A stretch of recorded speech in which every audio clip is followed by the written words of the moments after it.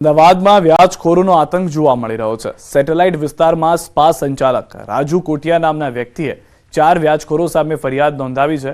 ફરિયાદીનો આરોપ છે કે વ્યાજખોરો કિડની વેચી નાખવાની અને ખોટા કેસમાં ફસાવી દેવાની ધમકી આપતા વ્યવસાય માટે પૈસા જરૂર હોવાથી તેમણે વર્ષ 2019માં વનરાજસિંહ ચાવડા, મનોજ ખત્રી, હાર્દિક ત્રિપાઠી અને કમલેશ પટેલ પાસેથી વ્યાજે રૂપિયા લીધા, જેમાં મૂડી અને વ્યાજના પૈસા ચૂકવી દીધેલા હોવા છતાં ઊંચા વ્યાજની ઉઘરાણી કરી પેનલ્ટીના નામે પૈસા માંગણી કરતા વ્યાજખોર વનરાજસિંહ ચાવડાએ આ દંપતીની કાર પણ પડાવી લીધી હતી।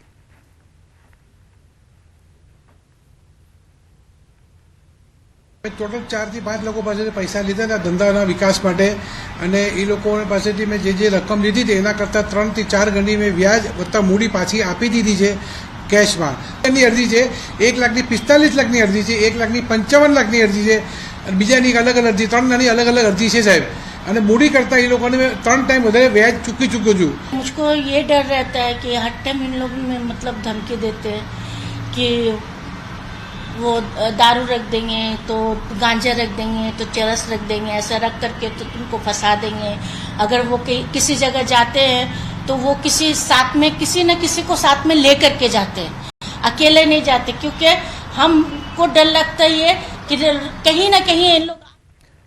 ભાવનગરથી મહત્વના સમાચાર। ભાવનગર શહેરમાં ભાજપના નગરસેવકના પુત્રની દાદાગીરી જોવા મળી છે। શહેરના કુંભારવાડાની અમર સોસાયટીમાં નગરસેવકના દીકરા અને અન્ય શખ્સોએ મળીને એક યુવક પર જીવલેણ હુમલો કરી દીધો, જે અંગેની ફરિયાદ નોંધાઈ છે।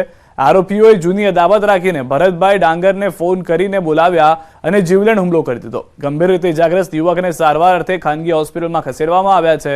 હાલ પોલીસે 6 આરોપીઓ સામે ફરિયાદ નોંધીને તપાસ હાથ ધરી છે।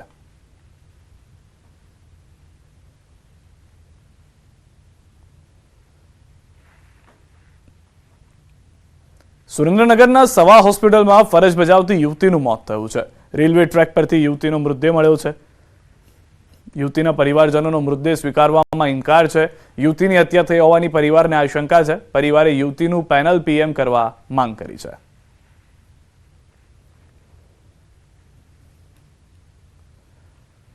સુરતના કડોદરામાં 8 સપ્ટેમ્બરના 12 વર્ષીય કિશોરનું અપહરણ બાદ હત્યા બાદ 2 આરોપીઓની ધરપકડ કરવામાં આવી। આરોપીઓના માતા જે સોસાયટીમાં રહે છે તેને લઈને સ્થાનિકોમાં રોષ। 3 માસ બાદ સ્થાનિકોએ આરોપીના માતા પિતાના ઘરના વાહન સળગાવ્યા, સાથે સળગાવેલા ટાયરો ઘરમાં પણ નાખ્યા। પોલીસે અસામાજિક તત્વોને ડિટેન કર્યા।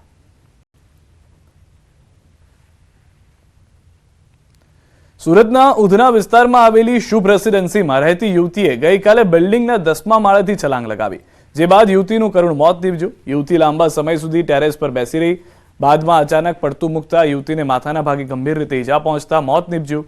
યુવતી માનસિક રીતે બીમાર હતી અને તેની છેલ્લા ઘણા સમયથી સારવાર પણ ચાલી રહી હતી। સમગ્ર મામલે પોલીસે અકસ્માતે મોતનો ગુનો નોંધીને વધુ કાર્યવાહી હાથ ધરી।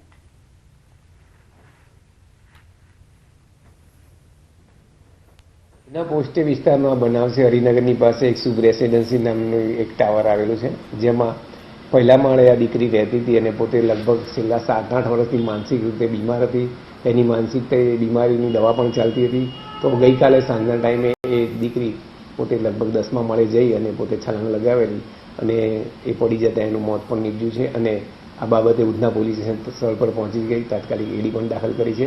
તપાસ કરવા જાણવા મળ્યું છે કે આ દીકરી પોતે માનસિક રીતે બીમાર હતી, એ આ પગલું ભરેલ છે, બીજું કોઈ જાણવા મળ્યું નથી।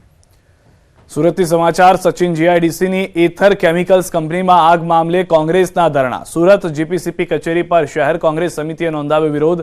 ધરણાની મંજૂરી ન હોવાથી પોલીસે કરી કાર્યવાહી। 25થી વધુ કાર્યકર્તાઓની ટીંગાટોળી કરીને અટકાયત કરાઈ। કાર્યવાહી ન થાય ત્યાં સુધી વિરોધ યથાવત રાખવાની કોંગ્રેસની ચીમકી।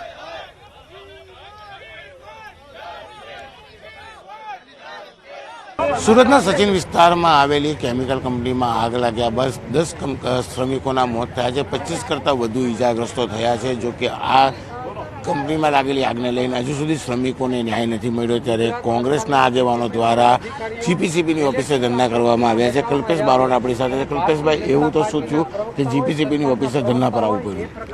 છેલ્લા 15-20 દિવસથી આ ચર્ચાનો વિષય બન્યો છે। મિલમાં 25થી વધારે કાર્યકર્તાઓ કારીગરો ઇજાગ્રસ્ત થયા હતા, 10થી વધારે શ્રમિકોનું મૃત્યુ પામવામાં આવ્યું છે। આજે 20 દિવસ થવા છતાં પણ હજુ પણ મિલના સંચાલક વિરુદ્ધમાં કોઈ ગુનો દાખલ કરવામાં નથી આવ્યો, એટલે સુરત શહેર કોંગ્રેસના આગેવાનો ધરણા પર બેઠા છે। રજૂઆતો કરવામાં આવી છે, પોલીસ દ્વારા તપાસ કરવામાં આવે છે, તો કેમ ધરના? પોલીસ હોય, પ્રશાસન હોય કે પોલ્યુશન કંટ્રોલ બોર્ડના અધિકારીઓ, તમામ કર્મચારીઓ મિલના એજન્ટ તરીકે કામ કરી રહ્યા છે અને અમારી માંગણી છે કે આ બાબતે તાત્કાલિક ગુનો દાખલ કરવામાં ના આવશે તો અમે હાઈકોર્ટમાં જઈશું. અન્ય આગેવાનો છે તેમની સાથે વાત કરવાનો પ્રયાસ કરીશું. સતત આપણી સાથે અસલમ સાયકોલોજીસ્ટ. અસલમભાઈ, જે સચિનની ઘટના છે, સતત કોંગ્રેસ વિરોધ કરી રહી છે, તો બી શ્રમિકોને ન્યાય નથી મળી રહ્યો.